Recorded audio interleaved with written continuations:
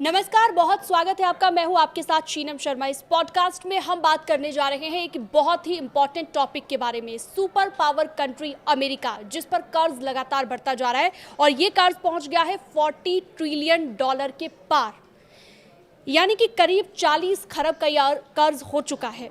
ये हुआ कैसे? इस कर्ज के पीछे क्या ईरान जंग बड़ी वजह है? इन सभी सवालों के बारे में जवाब हम लेंगे। मयंक मिश्रा मेरे सहयोगी मेरे साथ लगातार जुड़े हुए हैं। मयंक, क्या कहेंगे इस पर आप? देखिए, ये जो $40 ट्रिलियन का आप कर्ज देखिए, यानी 40 खरब आपने जो करीब बताया, ये एक बड़ा झटका है डोनाल्ड ट्रंप की उन नीतियों को लेकर जो उन्होंने आने के बाद जिसको लागू किया, चाहे वो डिफेंस बजट हो, डिफेंस पॉलिसीज़ हो अमेरिका की, चाहे वो इंटरेस्ट रेट से जुड़े मामले हों, चाहे वो टैरिफ जो प्लान था वो पूरी तरह से फेल हो चुका है। अगर हम इनिशियल जैसे कुछ आंकड़ों की बात करें तो अमेरिका में हर व्यक्ति पर करीब $1,19,699 का कर्ज है हर व्यक्ति पे। अगर इसको जो टोटल है इसको अगर आप डिवाइड कर देते तो, और 2008 से लेकर अब तक करीब $30 ट्रिलियन का इसमें इजाफा हुआ है। बड़ा यानी हाँ, जब जितना टोटल कर्ज है अमेरिका पे, उसमें आप देखें 2008 के बाद से जो है करीब $30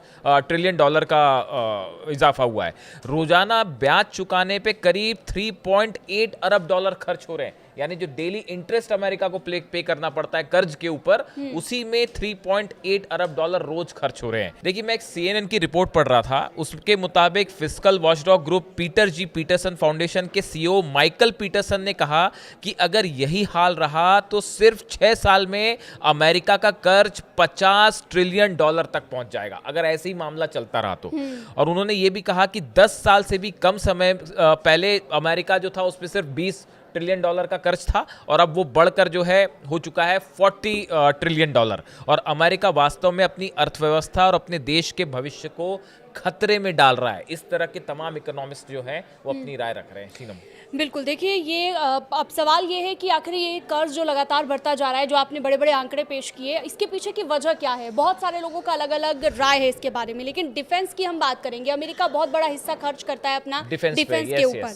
खासतौर पर क्या हम ये समझें कि हाल ही में जो जंग हमें देखने को मिली, जो ईरान जंग है, वो भी एक बड़ा रीजन है इसके पीछे कि कर्ज लगातार प्रति व्यक्ति बढ़ता जा रहा है अमेरिका? देखिए, डिफेंस पर करीब $2.5 अरब जो है वो रोज खर्च करता है अमेरिका, डेली, एवरीडे। और देखिए, इसमें मामला ये है कि आप देखें डोनाल्ड ट्रंप के आने के बाद से, चाहे एक सबसे बड़ा तो मुद्दा ईरान जंग रहा, जिस तरह से डोनाल्ड ट्रंप और उनके एडवाइजर्स ने सोचा था कि जब हमले हुए ईरान पर, तो इनिशियली उन्होंने सोचा था कि हम 4-5 दिन में जो है वो जंग जीत लेंगे, और मैक्सिमम अगर जंग चलती भी है तो 10-15 दिन से ज़्यादा जंग नहीं चलेगी, इस तरह का उनका अनुमान था।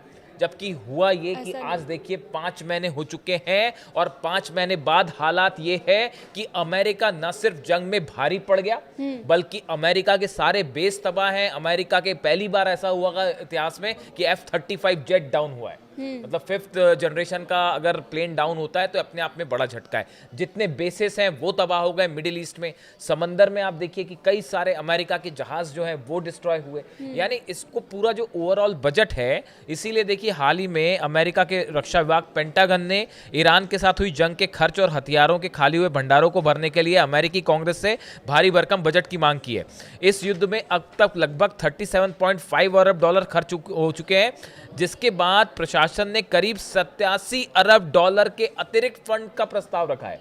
यानी आपने जो है करीब $37 अरब जो है वो खर्च कर लिए, अब उसको बढ़ा के आप कह रहे हैं कि $87 अरब और चाहिए ताकि जंग की जाए, और उसमें $67 अरब तो सिर्फ ईरान के साथ जंग के लिए मांग रहे हैं। तो देखिए हालात ये है कि जो पहला फैक्टर है अमेरिका के इस कर्ज में, वो है ईरान से करारी हार अमेरिका की डिफेंस पॉलिसी की हार है, जो फाइनेंशियल नीतियां थी उसकी हार है, जो प्रोजेक्शन था वॉर को लेकर कि इतना खर्च होगा, वो खर्च उससे कई गुना आगे बढ़ गया, और टाइम भी काफी आगे बढ़ गया। तो इस पूरे डिफेंस सेक्टर में आप देखें, और इसके अलावा सिर्फ यहाँ का सवाल नहीं है, कभी आप वेनेजुएला पर हमला करते हैं, कभी कहते हैं ग्रीनलैंड पर हमला कर दूंगा। तो ऐसे जो ये जो लिस्ट है इसमें अगर इस तरह के ऑपरेशंस अगर आप करते रहेंगे, जिनका कई कोई ऐसी अंत नहीं है। नीतियां हैं हम कह सकते हैं तो जो ये बात ट्रम्प सरकार ने डिफेंस, अपनाई, ये बात जो डिफेंस की है। रीजंस रहे, डिफेंस की हमने बात कर ली। अब बात कर लेते हैं इंटरेस्ट रेट की, क्योंकि इंटरेस्ट भी काफी लगता है जितना आप कर्ज लेते हैं और जो ब्याज अमेरिका को इस पर चुकाना पड़ता है। क्या हम ये कहें मयंक कि कर्ज भी एक बड़ी वजह है? हाँ देखिए, बिल्कुल। क्या होता है कि जब भी कोई सरकार कर्ज ले रही है कहीं से, तो उसमें आप जो इंटरेस्ट पे करते हैं, जैसे अमेरिका का ही अगर आप आंकड़ा ले तो केवल ब्याज चुकाने में ही रोज अमेरिका को 3.8 अरब डॉलर का खर्च करना पड़ रहा है। यानी एक दिन में आपने जो कर्ज ले रखा है उसको वापस करने में ही आपको रोज करीब 3.8 डॉलर का इंटरेस्ट देना पड़ रहा है, उसमें ब्याज देना पड़ रहा है। जैसे हम बैंक से कोई कर्ज लेते हैं तो जो ब्याज देते हैं, इंटरेस्ट वैसे ही 3.8 डॉलर का कर्ज देना पड़ रहा है पर डे। बढ़ते कर्ज के साथ उसका ब्याज भी सरकार के लिए बड़ी समस्या बनता जा रहा है। पुराने कर्ज पर निवेशकों को ब्याज देना पड़ता है और कर्ज बढ़ने के साथ ही यह खर्च भी बढ़ता जाता है। इससे सरकार के पास दूसरे जरूरी कामों के लिए उपलब्ध पैसा सीमित हो जाता है।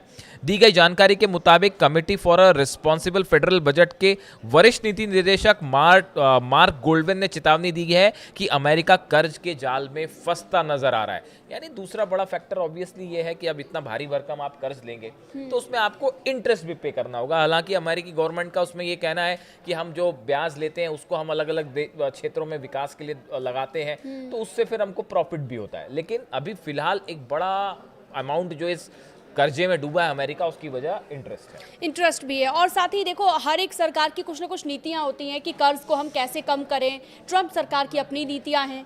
हाँ, उन नीतियों की अगर हम बात करें तो कौन कौन सी नीतियां सरकार ने ऐसी अपनाई जो फेल हो गई, जिसकी वजह से हम कह सकते हैं कि ये कर्ज जो कम होना चाहिए था वो बढ़ता चला गया? बिल्कुल। देखिए, जब ये ट्रम्प सत्ता में आए थे, पावर में आए थे, तो उन्होंने एलन मस्क के नेतृत्व में जो है एक सरकारी दक्षता विभाग बनाया था। इसका लक्ष्य सरकारी खर्च में $1 खरब तक की कटौती करना था। इस उद्देश्य से उन्होंने ये कमेटी बनाई थी, विभाग बनाया था, और उसमें एलन मस्क जो है उनको इसकी जिम्मेदारी दी गई थी। हालांकि जो इसके जो डिटेल्स सामने आए हैं वो इस पूरा जो कमेटी बनाई गई और उसका हेड बनाया गया एलन मस्क को, इन्होंने तमाम कोशिशें की, लेकिन जो टारगेट लेके चल रहे थे वो पूरा नहीं हो पाया और वो उससे काफ़ी पीछे छूट गए। और देखिए, एक और इसकी बड़ी वजह ये भी है कि एक तो अभी मिड टर्म पोल्स होने हैं अमेरिका में, और उसमें ऑलरेडी डोनाल्ड ट्रम्प जो है उनकी लोकप्रियता बहुत तेजी से घटी है।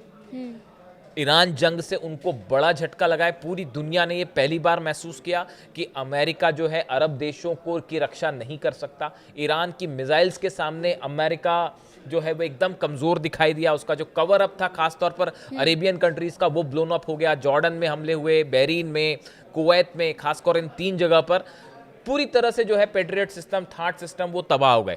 ऐसे में ये बड़ा झटका था अमेरिका के ओवरऑल एक्सपेंडिचर को लेकर, जो इकोनॉमिक पॉलिसीज बनी है उसको लेकर।